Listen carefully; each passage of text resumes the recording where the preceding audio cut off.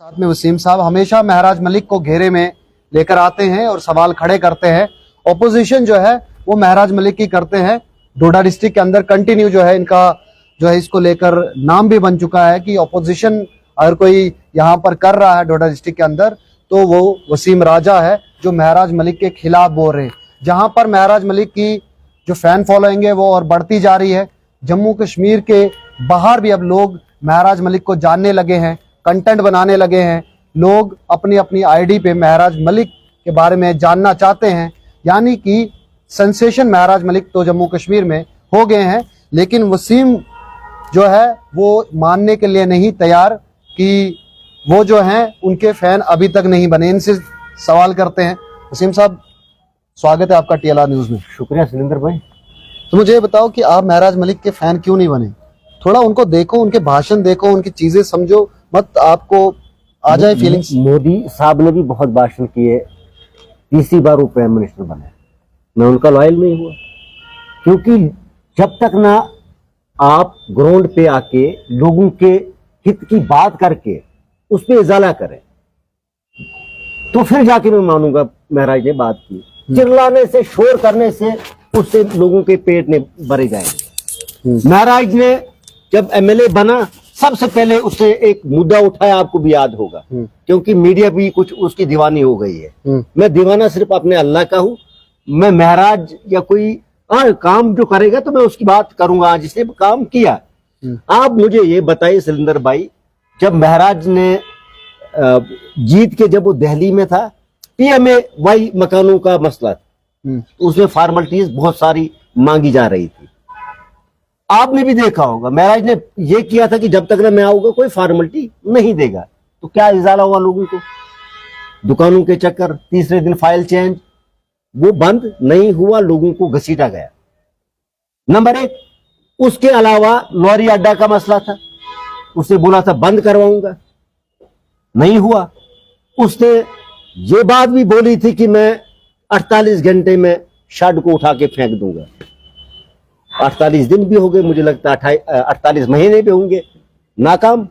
उसके अलावा महराज मलिक ने बोला था गांव में जाके हमारे गांव के लोगों को कि BPL कैटेगरी का कोई बिजली बिल नहीं देगा, ऑन कैमरा बोला। तो जब असेंबली का सेशन चल रहा है, आज शायद आखिरी दिन है, तो आप बताओ मुझे कि कौन सी उधर उसने बिल पास करवाया उमर साहब से? जूं का तू उधर सिर्फ एक कैटेगरी को वो प्रायोरिटी दी गई, 200 यूनिट बिजली फ्री, वो अनतुतिया राशन कार्ड, जो मुझे लगता है कि 1 या 1.5% पूरे हमारे जम्मू कश्मीर में है। तो झूठ नहीं तो कौन सा सच बोला उसने? आप मुझे बताइए। मैं आपको ही पूछूंगा कि महराज मलिक ने कौन कौन से काम किए डोडा के लिए?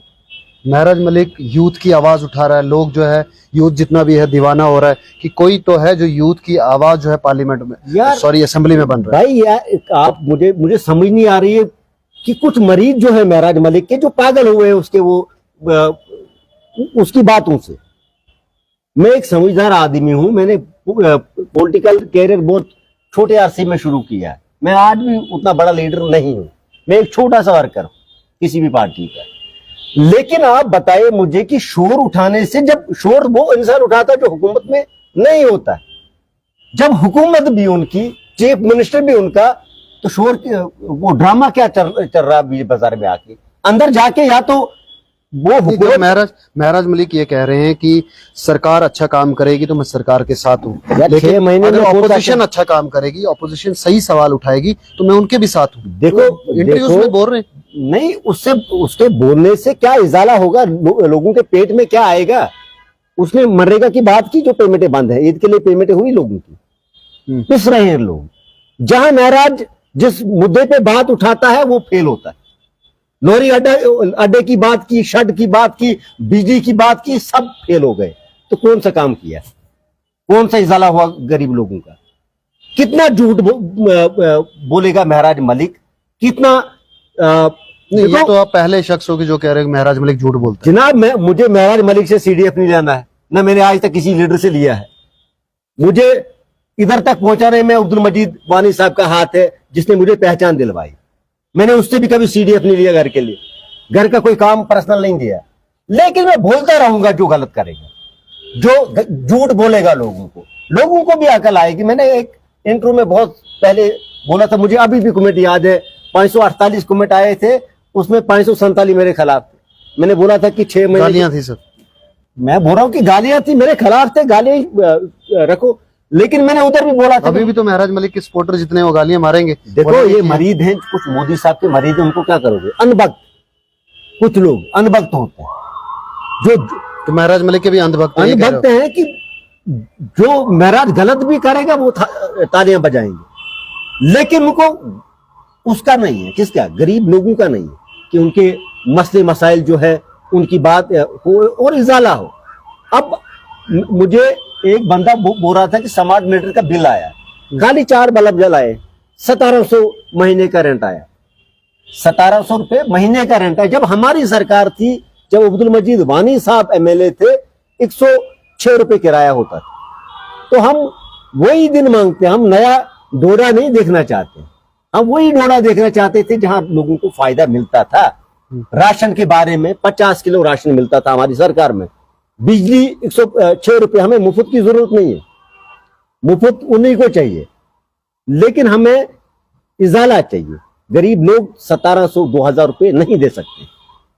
जब तक मैं बोल रहा हूं, कल अगर मैं हुकूमत का हिस्सा बनता हूं या मेरा लीडर हुकूमत का हिस्सा बनता है, उसका तो फर्ज है फिलफोर कराना है, या तो कराना है या तो हुकूमत छोड़ के अपोजिशन का रुख करना है। लेकिन अगर महराज मलिक गलत होते तो इतने लोग उनके दीवाने क्यों होते? जम्मू कश्मीर के बाहर भी अब लोग सपोर्ट कर रहे हैं, और महराज मलिक को जो है आम आदमी पार्टी ने स्टेट प्रेसिडेंट भी यहाँ का बना दिया। और किसको बना? एक ही बंदा है उनको जम्मू कश्मीर में, एक ही एमएलए जो है उनका है, और मुझे बनाते या आपको बनाते? उसी को बनाना। आप बनना चाहते हैं? नहीं, मुझे क्या करना, जहां मैं हूँ, क्या पता महराज मलिक देख रहे हो तो नहीं, महराज मलिक हो जाए आपकी। महराज मलिक की सोच और मेरी सोच नहीं मिल सकती, मेरी और भाजपा की सोच नहीं मिल सकती है। मुझे एक सेकुलर लीडर चाहिए, जैसे मेरा लीडर अब्दुल मजीद वानी, गुलाम नबी आजाद साहब, मुझे उस किस्म का लीडर चाहिए जिनने काम किए थे। गुलाम नबी आजाद साहब, लेकिन अभी आपका वजूद भी नहीं है ना कहीं पे, कहां पे वजूद बन जाता है। सुरेंद्र भाई इधर बहुत सारे आए, बहुत सारे गए, हमने देखा ही ना आंखों से। अतुल्ला सोहरवर्दी साहब, जिनको मैंने पहला वोट दिया था, बहुत बहुत बड़े हस्तियां आई और गई, लेकिन जिनने काम किए हैं उनके काम हमारी नस्लें भी याद करेंगे। मेडिकल कॉलेज नस्लें हमारी याद करेंगे। किसने दिया था? गुलाम नबी आजाद साहब ने दिया। जो रोडे, आप पूरे डोडा को देखो, चारों तरफ से पहाड़ियां काटी हुई है, ये अब्दुल मजीद वानी साहब के दौर में हुई है। लेकिन महराज मलिक की वजह से तो ये हो गया ना कि हाईवे में जो भी टोल लिया जाता था अब वो नहीं लिया जाएगा। जब अभी तक तो ले रहे थे, 31 मार्च तक महराज ने बंद नहीं करवाया। जब नया टेंडर निकलेगा, सरकार क्या उसमें कमी जाती करती है, वो सरकार के हाथ में। लेकिन महराज ने यह बोला था कि मैं बंद कराऊंगा, और करवाया ना, हाईवे में तो बंद करवाया नहीं। कब करवाया? ऑर्डर आया तब तक तो उसने तो 48 घंटे का टाइम दिया था सुरेंद्र भाई। 48 घंटे में उन्होंने वो शेड की बात की थी, तो कहाँ है? उधर ही है ना। आज तो उधर बड़े बड़े फोटो लगे हैं। तो उनसे हमने सवाल किया था, उन्होंने ये कहा कि कोर्ट में मसला गया है, तो यार से नहीं, तो अब कोर्ट है तो सुरेंद्र भाई, मैंने उस दिन भी बोला था, अगर आपके चैनल के माध्यम से बताया था मैंने, कि हर चीज के लिए कानून बनती। अगर महराज को कानून साज असेंबली में लोगों ने भेजा है, उधर वो बिल पास कराए ना, जो 5 चीजें उसने झूठ बोला 6 महीनों में। बाकी काम तो कौन से काम किए उसने? जब काम करेगा हम बोलेंगे हाँ जी किया थोड़ा सा। लेकिन ये मैंने, तो फिर ये लोग जो खुश हैं वो कौन है? मैंने बोला खुश क्यों हैं वो लोग? अनभक्त। वो सोचते हैं कि कल हमें सीडीएफ देगा, कल हमें बचाएगा चोरियां चकारियां करने से, क्योंकि कुछ लोग हैं उसमें। आप अच्छी तरह देखिए सुरेंद्र भाई, अच्छी तरह अगर देखेंगे उसमें भी बहुत सारे घोटाले हैं, घोटाले वाले लोग हैं। ईमानदार बोलता है महराज मलिक, उधर भी बहुत सारे वो हैं जिन्होंने घोटाले किए हैं आज से पहले। लेकिन महराज मलिक तो बोलता है कि जो घोटाले वाला होगा तो उसके साथ मेरी कोई दोस्ती नहीं है। कोई अगर मुझे खाना खिलाएगा और कहेगा कि हाँ जी मैं उसकी तरफ बोल दूं तो ये जनाबे मोहतरम, जो डोडा में उसके खड़पंच हैं, उनके रिकॉर्ड चेक कीजिए सुरेंद्र भाई। मैं नाम नहीं लेना चाहता हूं, मेरे नाम से ऊपर चढ़ेंगे क्योंकि उनको जानता कोई नहीं। लेकिन जो करीबी हैं उनके खिलाफ एफआईआर हैं, उनके खिलाफ आरटीआई आर्टिस्ट हैं, वो डोडा के पेची घोटाले हैं, बहुत सारी चीजें हैं। हमारे दिमाग में मगर हम नहीं बोलना चाहते, क्योंकि हमारे कुछ लीडर लोग ये भी बोलते हैं कि महराज मलिक के खिलाफ आप बोल बोल के लीडर बनना चाहते हैं। मुझे उनने सर्टिफिकेट नहीं देनी है, मैं खानदानी लीडर हूं। मेरा दादा जो था, अल्लाह ताला उनको मगफिरत करे, वो देवराज डोगरा साहब का राइट हैंड था। मेरे चाचा जी तो आप वो सर पे उमर उतरे। अब्दुल्ला, ये अभी जो ये अपने मजीद वानी है, उनके लेफ्ट हैंड है या राइट हैंड है? मैं मजीद साहब का एक छोटा सा वर्कर, क्योंकि लेफ्ट ये लोग जो आज बकवास करते हैं ना, बहुत उछलते हैं।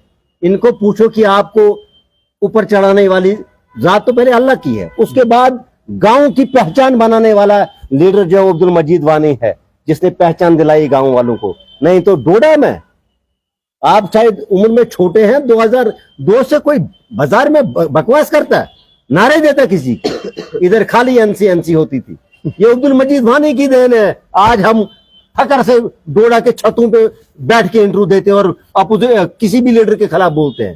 ठीक है, एक एनसी की गुंडागर्दी एक टाइम पे थी, लेकिन उसके बाद आते आते तो आपकी भी आई ना। आपने आपके पास भी एक टाइम पे ऐसे था कि जनाब, जी हमारे पास पावर है, आपने भी उस पावर का पूरा इस्तेमाल किया। अब्दुल मजीद उसके खिलाफ जो एक पावर आई, अब्दुल मजीद, समय तो बदलता रहा ना। मजीद वानी साहब, आप भी दिल पे हाथ रख के बोलिए या अपने अपने बुजुर्गों से पूछिए कि अब्दुल मजीद वानी साहब जब जीते थे, उसने गांव के लोगों को आगे किया, ठीक है, गांव के लोगों को लीडर बनाया था। फिर जाके आज ये जो बच्चे महराज के साथ गुन गा रहे हैं, हमें खुशी है, लेकिन इनके आ रही है, अपने वालिदैन को शाम को पूछेंगे ना घर में कि मजीद साहब कौन थे और 2002 से पहले क्या था। तो समय बदला है ना। आप ही ने कहा कि एक समय आपने बदला है, एक तो आपको भी किसी ने बदला ना। हम देखो, आपको बीजेपी ने बदला आके। देखो सुरेंद्र भाई, शक्तिराज परिहार आए, उन्होंने बदला। बिल्कुल शक्ति जी परिहार आए, मगर उस वक्त 2014 की बात अगर करते कोई हिंदू धर्म का बीजेपी के अलावा वोट देता था, उसको बोलते थे हम तू मरेगा तो वो शमशान भी नहीं आएंगे। वैसा दौर भी देखा हमने, लेकिन तब भी हम दूसरे नंबर पे थे। लेकिन आज जो नौजवान बच्चे हैं, हमें खुशी है कि तो चौथे नंबर पे चले गए आप इस बार महराज मलिक के आने की वजह से। ये लोग जो होते हैं ना, यही चौथे नंबर पे लाते हैं, यही एक नंबर पे भी लाते हैं। आप मुझे ये बताइए कि जब हमने पहला इलेक्शन लड़ा था, सिर्फ 15 दिन थे इलेक्शन को, मजीद साहब तैयार नहीं थे, जबरदस्ती इलेक्शन लड़वा के एक होम मिनिस्टर को हराया था। वो भी एक मजीद साहब का कोई खानदानी उसमें नहीं था कि वो पेशा नहीं था उससे पहले। हाँ, ठेकेदारी का पेशा था। लेकिन आज के दौर में मुझे फक्र है कि अगर मजीद साहब ने 2 टर्म तो 12 साल वो एमएलए रहे, डोडा के मिनिस्टर रहे, उसने गांव में हर जगह पहचान दिलाई लोगों को। बस मैं सलाम करता हूँ आज भी अब्दुल मजीद वानी साहब।